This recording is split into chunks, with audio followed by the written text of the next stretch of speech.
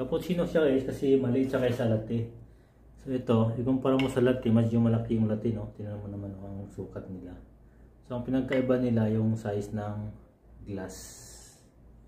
So sa glass pa lang, medyo malaki ang latte. Itong latte kasi, pang competition yung ano niya, yung pang compete yung dating ng ano niya, yung ano to yung mga latte art. Kasi pag once na nandun ka sa mga latte art, no, mga competition, mostly malaking baso ang ginagamit, ito latte.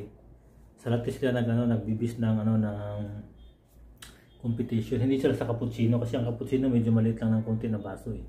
So ayan o. Kunti lang at saka malaki to siya. So ito yung diferensya sa latte at cappuccino. Mas malaki ng konti yung latte kaysa cappuccino. So ayan o. Inumin natin yung kape, siyempre. Baka lalamig pa eh. Yan.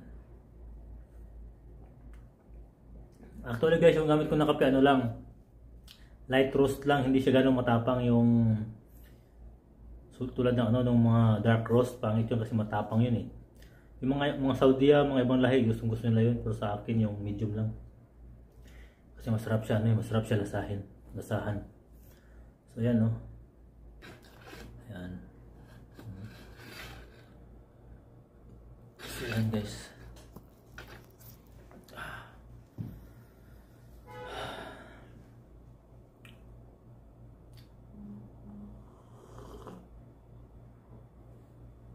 Ubos na.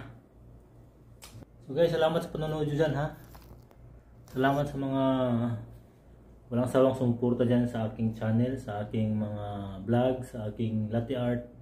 So I hope na-appreciate nyo mga latte art ko, mga ginagawa ko sa aking vlog. So thank you guys for watching. Babu.